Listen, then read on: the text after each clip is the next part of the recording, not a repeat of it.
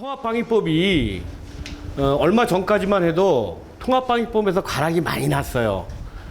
그래서 통방법이 과락으로 사람들을 엄청나게 부담을 줬던 과목이에요.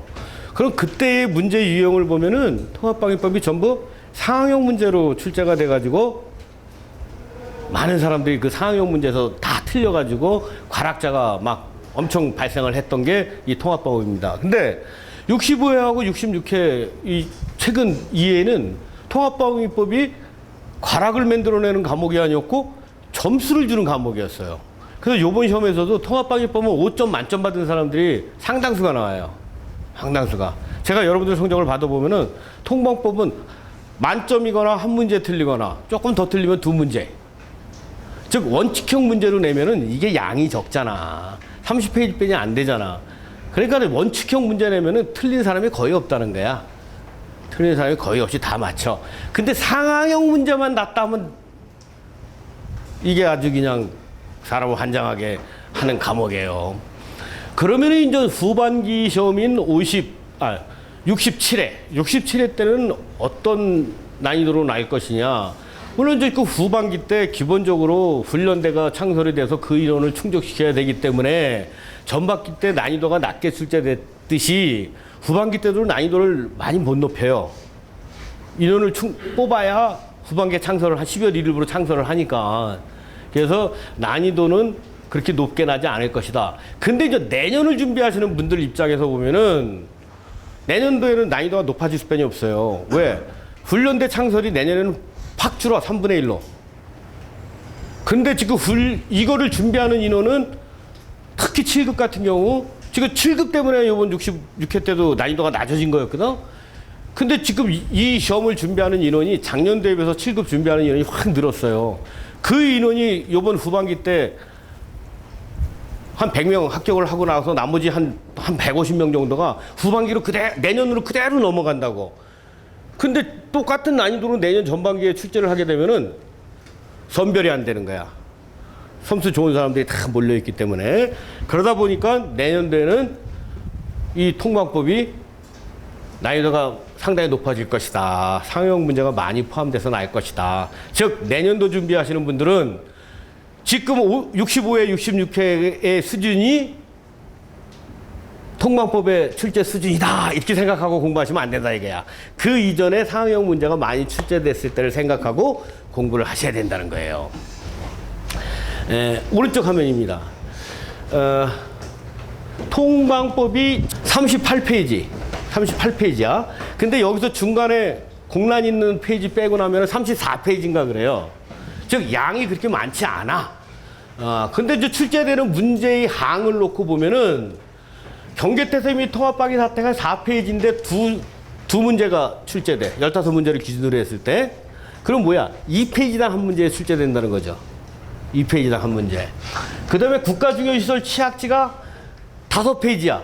근데 3문제씩 출제가 돼. 그럼 뭐야? 이거는 1.7페이지당 한 문제 출제된다는 거죠. 즉, 요 두 개의 파트는 무조건 공부해서 무조건 다 맞춰야 돼. 왜? 양이 적으니까. 통합방위 기구 운영은 12페이지인데 3문제, 4문제 이렇게 출제돼. 근데 이게 양도 12페이지지만 암기해야 될 분야가 많아. 그러니까 처음부터 여러분들이 이 통합방위 기구 운영, 이 심의사항, 업무 분장 이거를 암기하려고 처음부터 도전을 해버리면은 여기서 지쳐.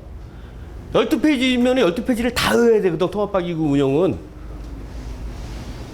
그래서 처음 공부하시는 분들, 그 다음에 대의로 7급을 준비하시는 분들은 이 통합방위 기구 운영은 제일 마지막에 공부를 해야 돼. 제일 마지막에. 그래야 최악의 경우 다 암기를 하지 못했어도 거기서 몇 개 틀릴 생각하고 적은 범위에서 출제되는 단순한 파트에서 확실하게 맞추고 들어가면은 최소한 7점은 받는다 이거야. 10점 만점에 7문제는 맞춘다 이거야. 7점은 받을 수 있다 이거야. 7점은. 5점, 이게 5점이죠. 그러니까 10점 만점에 7점이니까 3.5점은 받는다는 거야. 70%는 맞출 수 있다는 얘기야. 통합방위기구 운영이 3문제 또는 4문제가 출제되니까 15문제에서. 이게 틀린다 하더라도 과락나고 이런 건 없다라는 거지. 근데 양에 비해서 암기해야 될 게 엄청 많은 게 이 통합방위 기구 운영이다. 그러니까 공부의 우선순위를 통합방위 기구 운영은 좀 뒤로 놓고 경계사설및 통합방위 사태, 국가중요시설 및 취약지 요 파트는 확실하게 잡고 그 다음에 이제 통합방위 작전 이 파트에 가면은 이제 상형 문제로 이제 출제가 되면 문제가 되게 어려운 거고 원칙형으로 문제가 되면 문제가 쉬운 거고 그러니까 그건 이제 그 당시에 이제 출제에 따라서 달라지는 거니까 요 파트를 차라리 좀 더 하라는 거야 나는. 왜? 여기서 상황형 문제가 났을 때 상황형 문제 푸는 요령만 좀 하면은 이거 암기하는 것보다는 오히려 부담이 덜 가는 거거든. 상황형 문제를 숙지를 하는 게. 암기보다는 상황형 문제 이해해서 푸는 게 더 쉽다라는 거를 지금 말씀을 드리는 거예요. 그래서 통합방위법 문제가 조금만 난이도를 높이면 과락자를 우수수 만드는 과목이다. 그렇지 않고 65회나 66회처럼 원칙형으로 문제 내면은 성적이 잘 나오는 과목이다. 요번에 가장 성적 좋았던 게 통방법이다. 66회 시험 봤을 때 그 시험 본 사람들의 그 성적을 쭉 보면은 통방법이 성적이 제일 좋았던 과목이다라는 거고. 그다음에 이제 이 통합방위법이 여러분들이 이제 개념적으로 예비군 법을 배우고 왔잖아. 그죠? 그 예비군법을 배우면서 긴급조치 뭐 이런 것도 다 배웠단 말이야. 그러다 보니까 이 통합방위 사태하고 경계태세하고 잘 연관된 구분, 또 긴급조치하고 이 구분을 잘 정립을 못하는 그런 분들이 있어. 기본적으로 제가 먼저 과목 진도 나가기 전에 설명을 드리면은 무슨 상황이 벌어졌어. 적이 침투하고 도발이 발생했어. 그러면 기본적으로 뭐예요? 군경 합동작전으로 하는 거죠. 그죠? 경찰 관할 구역인 경찰이 주도해갖고 작전을 하는 거고 군 관할 지역은 군이 주도가 돼서 작전을 시행하는 거야. 그래서 적이 침투나 도발이 있으면 발령하는 경계태세가 뭐예요? 진돗개죠? 진돗개가 발령이 되는 거고 그 진돗개 발령에 따라 가지고 군 또는 경이 주도가 돼서 군경 합동작전으로 하는 거고 그거를 하다가 민간인을 통제를 해야 되고 막 그래야 될 필요가 있어. 그럼 군이나 경은 민간인을 통제할 수 있는 권한이 없어. 그러다 보니까 예비군법에서 배웠던 뭐예요? 긴급조치라는 게 있죠. 긴급조치 명령을 발령하면은 경계태세가 발령된 상황에서도 일시적으로 주민을 통제하는 행위를 할 수 있는 거죠. 그게 뭐였어요? 주민 재산 제거하는 거, 그 다음에 조명, 출입 이런 거 통제하고 하는 거 이런 거 다 할 수 있었잖아. 그죠? 긴급조치가 발령되면은. 근데 통합방위 사태는 뭐야? 단기간에 일시적으로 제한된 지역에서만 그런 것을 할 수 있는 게 아니고 통합방위 사태가 선포되면은 통합방위법을 근거로 해서 주민 통제하고 하는 거 지자체장 주도하에 할 수 있죠. 그게 대표적인 게 뭐예요? 통제구역 설정하는 거고 그 다음에 대피구역 설정해서 주민들 철수시키는 거고 이런 거죠. 즉 적 침투나 도발이 발생이 됐을 때 기본적으로 조치하는 것은 군경 합동작전으로 조치를 하는 거다. 근데 군경 합동작전으로 조치를 하다가 민간인하고 관련된 작전을 하는데 꼭 필요한 민간인에 대한 어떤 통제 이런 것이 필요할 때 발령되는 게 긴급조치 명령이다. 근데 그것만 가지고 도저히 작전이 되지 않아. 작전이 장기화되고 민간군 통합해서 국가 방위 요소들이 전부 다 개입된 상태에서 작전을 해야 되겠다라고 하면은 뭐가 발령되는 거예요? 통합 방위 사태가 발령되는 거죠. 그죠?